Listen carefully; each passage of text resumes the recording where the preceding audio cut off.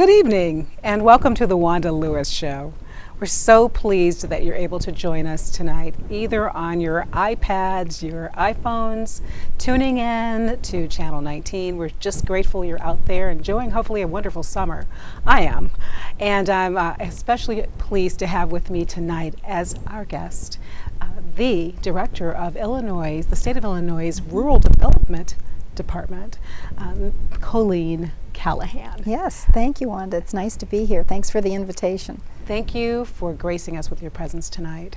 It is such an honor to have you amongst our listening and viewing viewership, because I think there's so many individuals who are very intrigued by the USDA and what's going on as far as this very prevalent agency. You know, we see you in our schools. We're seeing you, regulating what we eat in our stores. So will you please, Colleen, give us a little background about how you came to be involved with this agency and what you do? Sure. Well, first of all, there are 17 different USDA agencies, and one of the most highly recognized one you made reference to about our food. Yes. And that is when we are at a grocery store and we make a purchase, we commonly see that USDA seal. Yes. And that's one of the 17 agencies. The one that I represent, however, has nothing to do with production agriculture, but rather with community and economic development.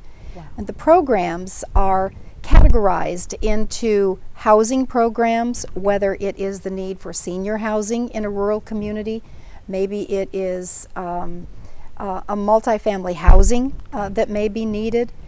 It could be apartment complexes. Maybe a young person is moving into a community as a teacher and they'd like to live in that community, and what if there are no older homes for them to buy?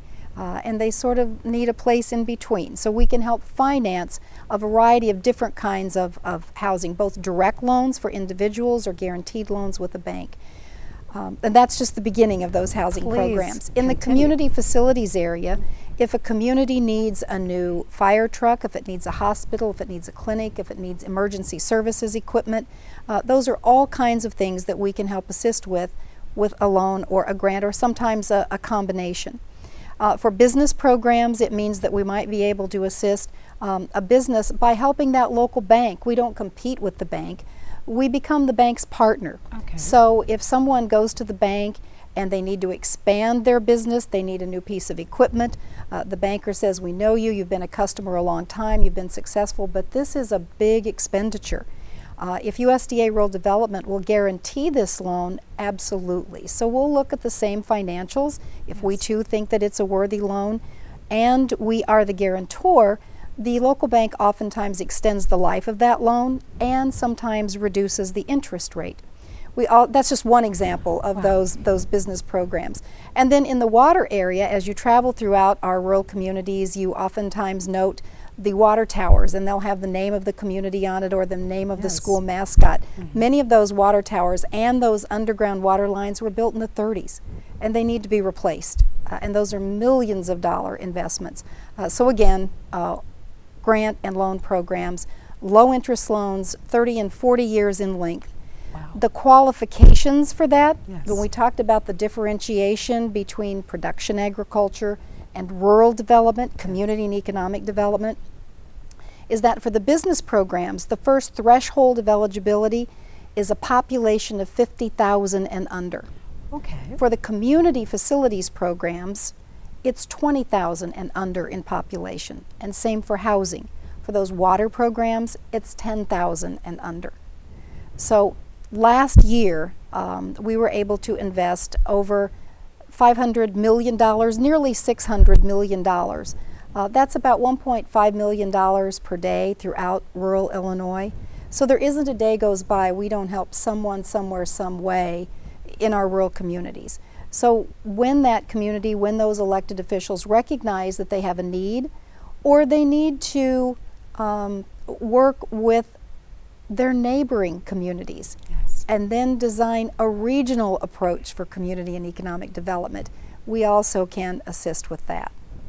That is fascinating, and that is quite a resource, I'd say, for the community and, aspiring entrepreneurs, as you said. It is. Individuals looking for housing assistance. It This is as, a great in my resource. view, as Abraham Lincoln said, who actually started the U.S. Department of Agriculture a little over 150 years ago. And this is not his exact quote, Okay. but the sentiment is that Lincoln said that the legitimate object of government is to do for a community of people what they need to have done, but cannot do at all or so well together in their separate and individual capacities. I see. What that means to me is that government is there when needed. We don't go to a community and tell and say, this is what you should do, this is how it should be done. When there is a recognized need, the limiting factor commonly is financing. There's just never enough money. And that's what these loans and grants were designed for. We're a lender. I call us a financial facilitator. That is so awesome. And, you know, it seems to me that this is the type of partnering that many individuals are seeking and are not aware Exactly. exists. Exactly. So again, we thank you for coming down and Thank you for the sharing. invitation. The more people that Absolutely. know about the programs, the more people we can help, the more communities potentially can benefit. Exactly, and then there's, you know, certainly there's a lot of conversation about the government and how much intervention, even laissez-faire many years ago, we heard that phrase, but we are so interconnected as far as our economic engines and individuals who are small business owners who really need to be able to control and contribute to their environment. So to know that the USDA has this absolute amazing program set aside, we want to help get the word out. Sure, thank So you. is there a website, or how can individuals find out more information? Absolutely. Colleen? The website is, you can go to www.usda.gov. Okay. And then that will take you to the website, and then it will list all those 17 agencies. If you're looking for rural development, you click on that rural development link, and then it will give you an opportunity to find the state that you're interested in, and then you can click and go to that state's website. Excellent. The other thing about USDA and government, as you Yes. mentioned, is that you have also interviewed the Food Nutrition Service representatives Yes. for this region. And we've worked very closely together. You know that this administration has really emphasized the know your farmer, know your food. Yes. Ag Secretary Vilsack says people commonly have a doctor, they know their doctor, they know their attorney, they know their dentist. Shouldn't they know their farmer? Shouldn't they Very know good. where their food comes from? Yes. So with programs through the Food and Nutrition Service, through a variety of USDA agencies, whether it's the Ag Marketing Service, it may be a part of USDA Rural Development, many of those 17 agencies have programs that can help assist in furthering this local foods initiative. That is awesome, awesome. Do I understand that you're also from a local farm in the state of Illinois? Yes, actually, Is that I correct? grew up in Iroquois County in Milford. Okay. So that's my home, the buckle on the corn belt, as it was often referred to. That's great. And then after graduating from the University of Illinois, I moved to Peoria and did radio and television and did agricultural communications on radio and TV for 30 some years. Wow. Then started my own communications business, and this is the best job I've ever had. It is true public service. And you are so well fit for it.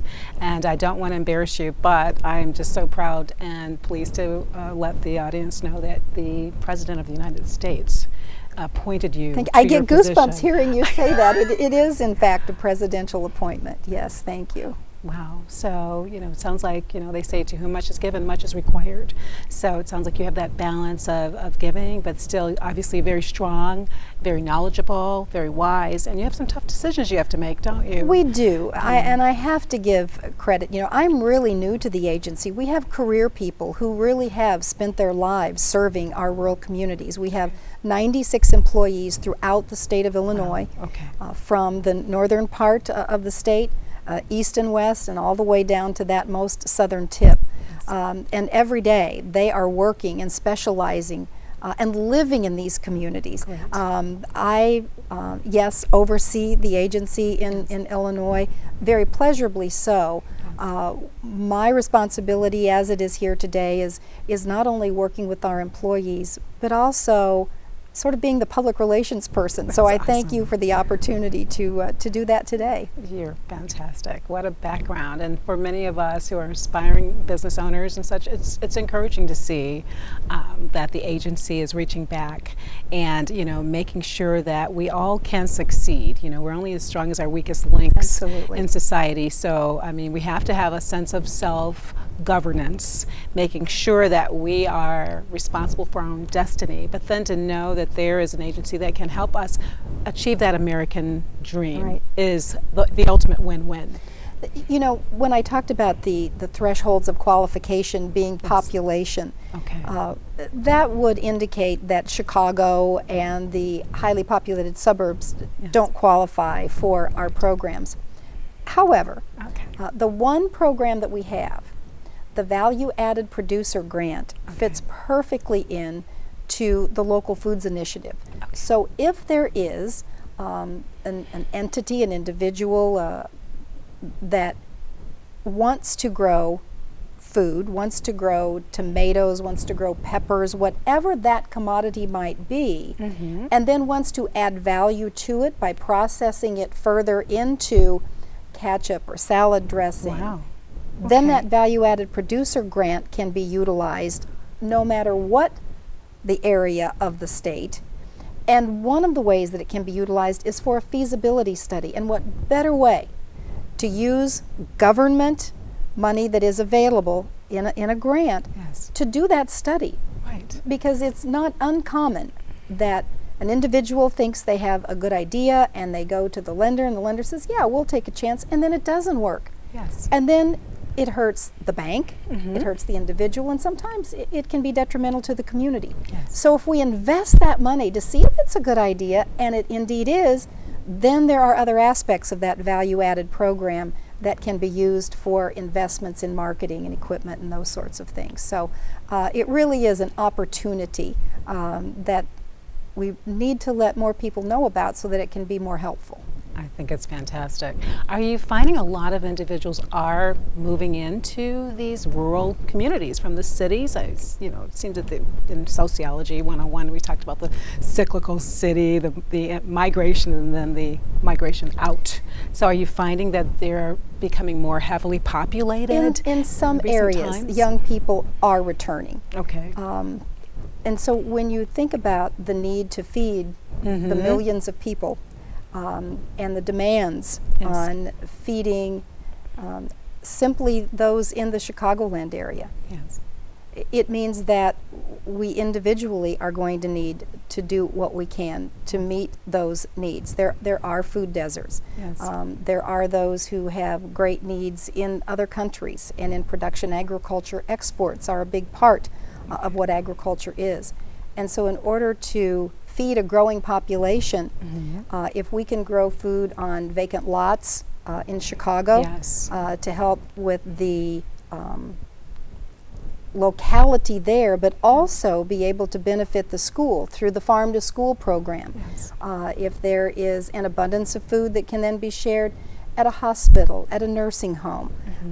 And at the same time, it teaches a lot of lessons. It teaches how to work with the soil, it teaches agronomic skills, it teaches responsibility, because you are responsible for growing whatever that is. And then it has to be harvested, and then it has to be processed, and then it has to be marketed and delivered. So then what are we talking about? A business. Absolutely, a system. Absolutely. And then when you think in terms of the job creation and again the self-reliance that affords each of us, and also just to eat healthier, which is obviously another part of this equation, that, you know, food that is grown on a farm, you know, perhaps we have a better chance to cut back on some of the, you know, the obesity and the other problems that are afflicting the communities. I want to just say, I'm digressing, but my parents were both born on farms in Mississippi, and they were part of the sharecropping programs at the time, and you know they're still very committed to, you know, those greens and making sure that we have vegetables. So there's a lesson there I think we can all learn as far as rolling up those sleeves and getting down there and touching the earth and just knowing that this is the way that we have sustenance. Absolutely. And we can perpetuate these products by just continuing to grow our own and harvesting, as you said. I like that.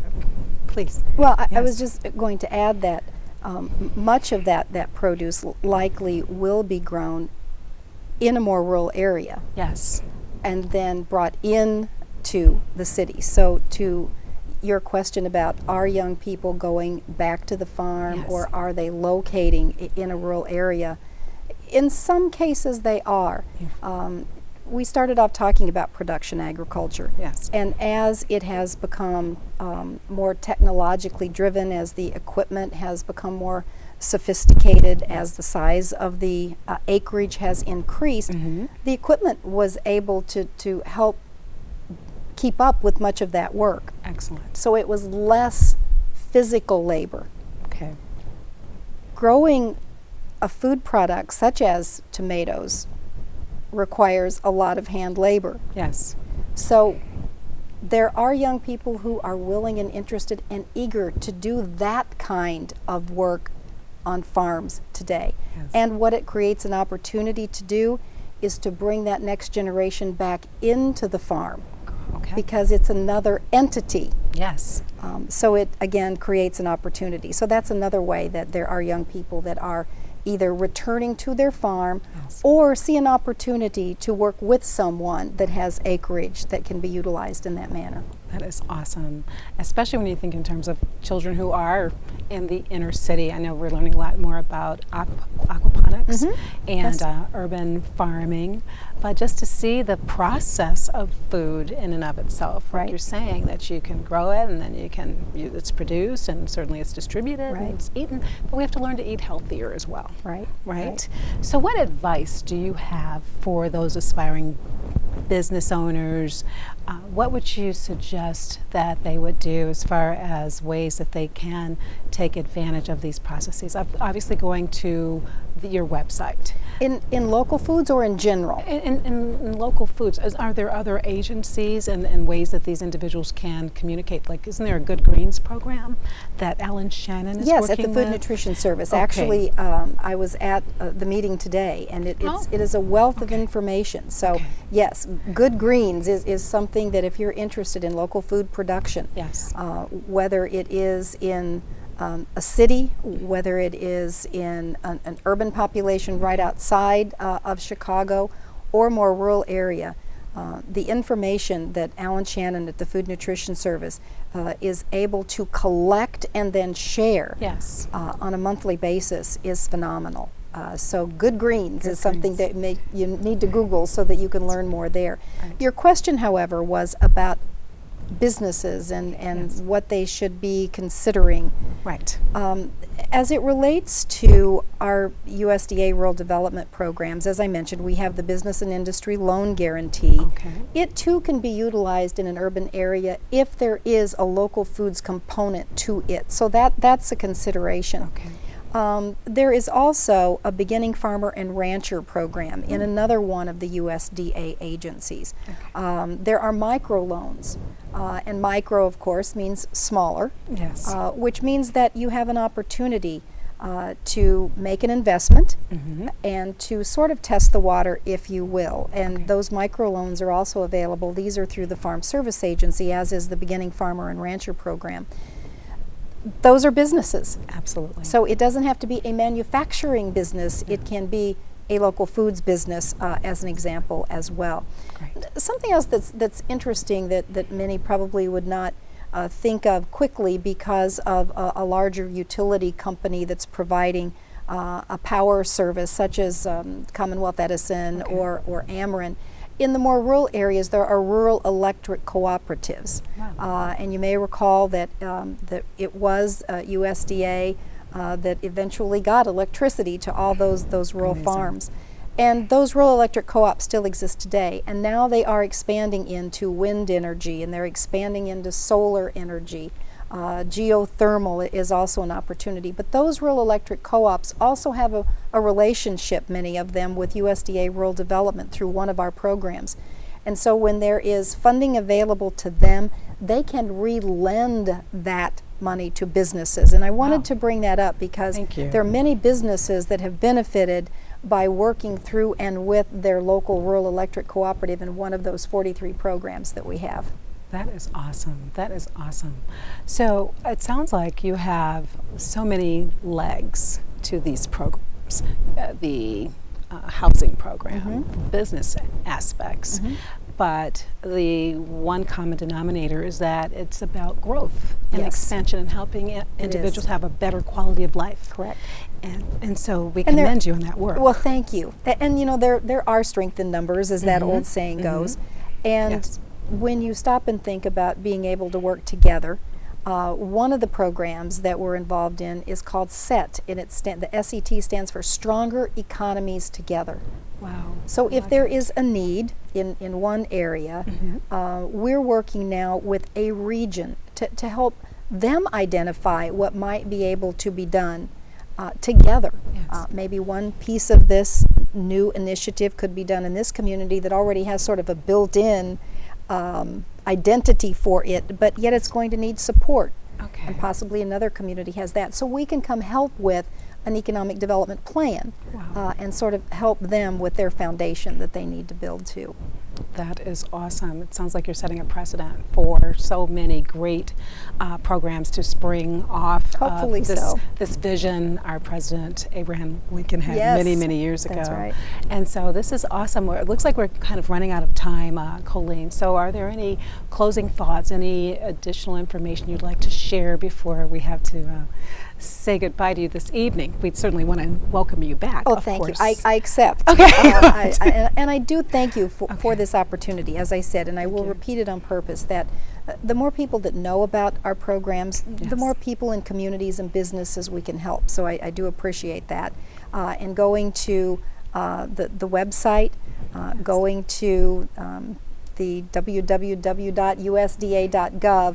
is the beginning point for access to learning more about these programs, and certainly an opportunity like being on the Wanda Lewis Show. Oh, it's my pleasure. My pleasure. Shall I tell everyone that you've had a background in television and radio? I did. That's how I got my start, through agricultural communications, and did agricultural broadcasting for over 30 years. So I want to repeat that. She's going to be taking over my mic soon, everyone. I'm just kidding. No, we need you down in Springfield. As the saying goes, been there, done that. Well, it's just your turn. It's my turn, and I accept. And it's just an honor and blessing to be able to spread good news. Thank you. Good greens, good news. Yes, that's right. And we want to encourage everyone to take advantage of these opportunities where we can further our growth. Socially, personally, spiritually, and economically. It all goes hand in hand. So the United States Department of Agriculture, we want to thank you, and certainly you've got quite a leader here in Ms. Colleen Calahan. And we want to thank you all for viewing in, tuning in this evening. I'm getting the little message that we're running out of time, so I want to encourage you to check out the Wanda Lewis Show on YouTube, and to know that we must always be good to ourselves. So live healthy, live well. And thank you. Thank you for tuning in. Good night. So, yeah, that was great.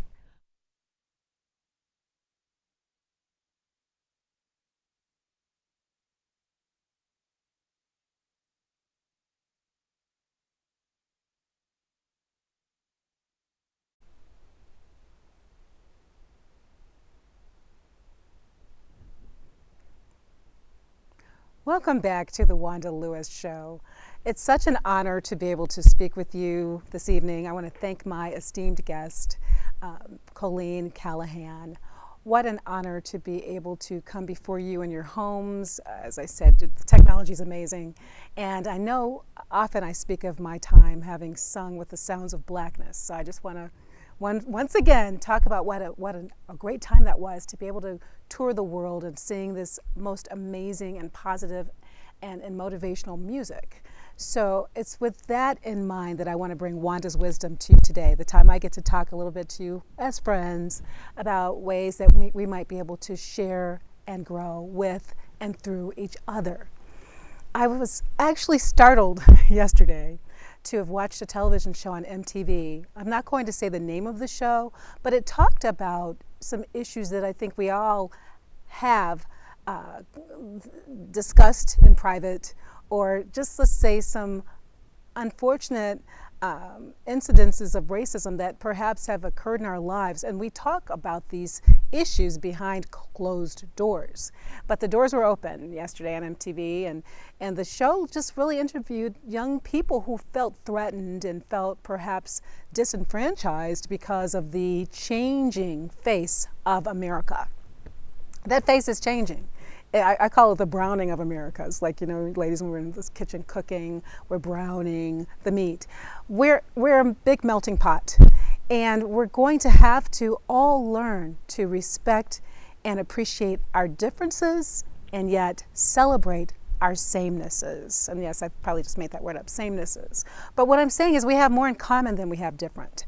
And I remember many years ago when I was at Bradley University, they talked about ethnocentrism or xenophobia, phobia being the operative piece of that word. We cannot be afraid of that which is different. We have to embrace and celebrate and learn from each other and grow with each other. I'm just so thrilled. The other day I was at a meeting and I looked around the table. There were black folks at that table. We had Caucasians, Muslims, Hispanics. That is the America that we've all fought for. We talked about Abraham Lincoln earlier this evening. He died so that we might have the freedoms. I know, you know, we can debate the Civil War and, you know, what side and all that, but the bottom line is that today we have a responsibility to fulfill our destiny and our legacy, and it's not going to be in silos. Stephen Covey talked before about interdependency. We are only as strong as our weakest link, so let's celebrate who we are as members of this community, the city you live in, the state you live in, and the country, the United States of America. We all have worked hard to build it to where it is today. So we have to take some time and learn a little bit more about the person next door. You know, make it your mantra, your goal, to learn and understand, to seek to understand. What is it that makes that person so special that they were given this time on this earth by the man upstairs? We were all meant to come together for a common purpose. And so I'm going to encourage you to look outside of yourself, look past the walls of our skin, and to try to get into, you know, who that person is, and find the love. Find the love. So I'm going to ask the team, my amazing team is here as usual, the CAN TV team and Larry. Everyone makes sure that I get to do okay out here with and for you. So tonight I'm going to ask you guys to just cue up this song for me. I was initially going to sing another tune, but Let It Be by the Beatles came to mind, and I'm learning this song. I want you to sing it along with me at home. But let it be. Let's whisper the words of wisdom, of peace, of harmony, of growth, of respect, of kindness, of deliberately getting up every day, making it a good day, and doing your best. Okay? Let it be. Let it be. Turn the other cheek and keep on stepping. Okay? So we're going to close out tonight, and yeah, they let me come back so I can share a little bit more with you, but please reach out to me. Let me know how you're doing. If you need anything, I'm here for you as a friend. I find myself in times of trouble. Mother Mary comes to me, speaking words of wisdom. Let it be.